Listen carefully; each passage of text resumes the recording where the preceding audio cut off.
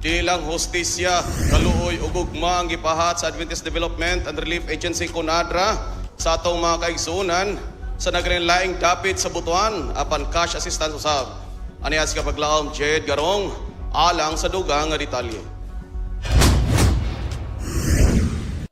Ming bisita ang Adventist Development and Relief Agency CONADRA dinhi sa pipila ka mga barangay sa Butuan aron sa paghatag og tabang pinansyal sa mga residente nga naapektuhan sa baha. Nagpatigayon og cash assistance ang ADRA sa mga lumulupyo sa duha ka barangay sakop sa syudad sa Butuan nga nahimutang sa flood zone. Anaa sa 450 ka pamilya ang nakabenepisyo sa suportang pinansyal.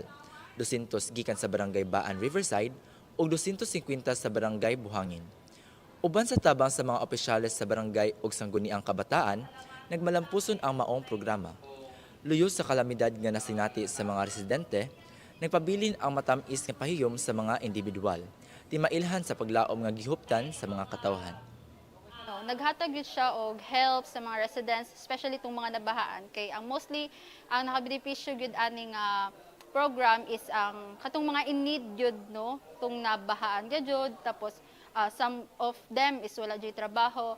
And isa ko sa nakakita nga, dili lang ni siya ang first time nga pagtabang sa Seventh-day Adventist, na pa-use nila yung mga other program nga ginabuhat din sa barangay Buhangin. And yes, we are blessed, we are thankful sa programa sa Seventh-day Adventist. So nagpasalamat mi uban sa Barangay Council sa Baan Riverside kay isa ang Barangay 20 Baan Riverside sa maong cash beneficiary sa ADRA.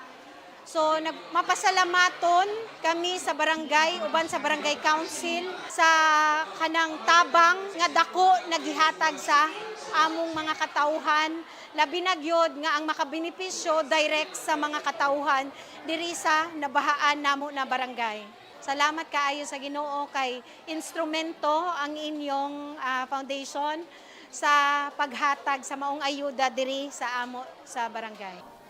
Sama sa pagtaas sa tubig baha, mauusab ang pagkamahunang-hunaon ug pagkamatinabangon sa atong mga kaigsuonan. Sa ngalan sa Adventist Media Caraga, Northeastern Mindanao, kini si kapaglaom Jade Garong alang sa MISPA Live News and Commentaries.